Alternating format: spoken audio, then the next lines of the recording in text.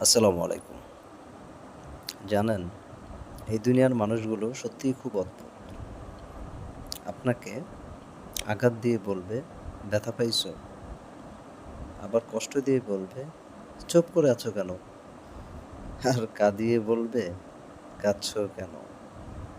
তাহলে কতই অদ্ভুত চিন্তা করেন। জানেন, নিজের জীবনের লড়াইটা নিজেই করতে হয় দিন শেষে।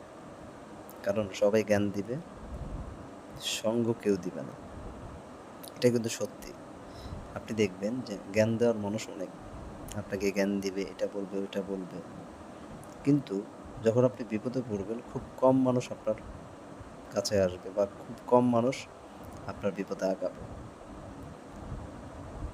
একটা বিষয় কি জানেন? বিপদে পড়লে মানুষ চিনতে পারবে। কে আপনার আপন, কে আপনার পর। এটা কিন্তু সত্যি।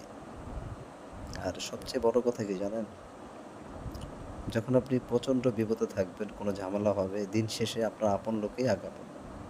আপনার ভাই, আপনার বোন, আপনার মা, আপনার বাবা।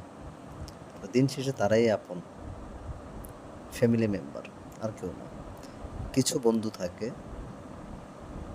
খুব কম, খুব রেয়ার, সারা জীবনে ১টা থেকে ২টা বেস্ট ফ্রেন্ড হয়ে থাকে।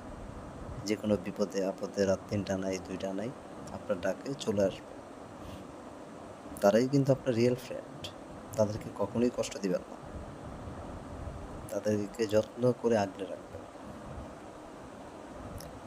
মনে রাখবেন, দুনিয়ার সকল মানুষও যদি আপনাকে ঠকায়, তবুও সৃষ্টিকর্তা আপনাকে ঠকাবে না। এটা কিন্তু সত্যি। দুনিয়াতে কেউ আপন না।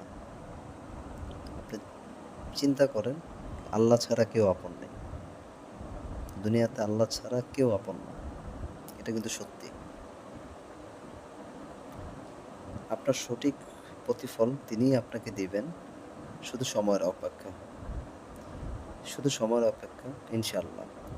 এটা কিন্তু সত্যি। একটা বিষয় কি জানেন? জীবনে পরিশ্রম না করলে আসলেই সফলতা পাওয়া যায় না। এটা কিন্তু সত্যি। তাহলে হয়তো আপনি বলবেন, যে ব্যক্তিটা দিন-রাত ২৪ ঘন্টা ঠেলাগাড়ি চালায়, রিক্সা চালায়, তারা কেন সফলতা পায় না? তাদের কেন ২-৪টা ৫টা বাড়ি নেই? তাদের কেন এত টাকা নেই? তারাও তো পরিশ্রম করে। আসলে সত্যি বলতে কি জানেন? পরিশ্রমে অনেক তফাৎ আছে। আপনাকে সিস্টেমকে এপ্লাই করতে হবে। আপনি সিস্টেম ওয়াইজ পরিশ্রম করতে হবে। সফলতা শুধু আপনি পরিশ্রম করে গেলেন গাধার মতো, তাহলে সফলতা আপনার আসবে না।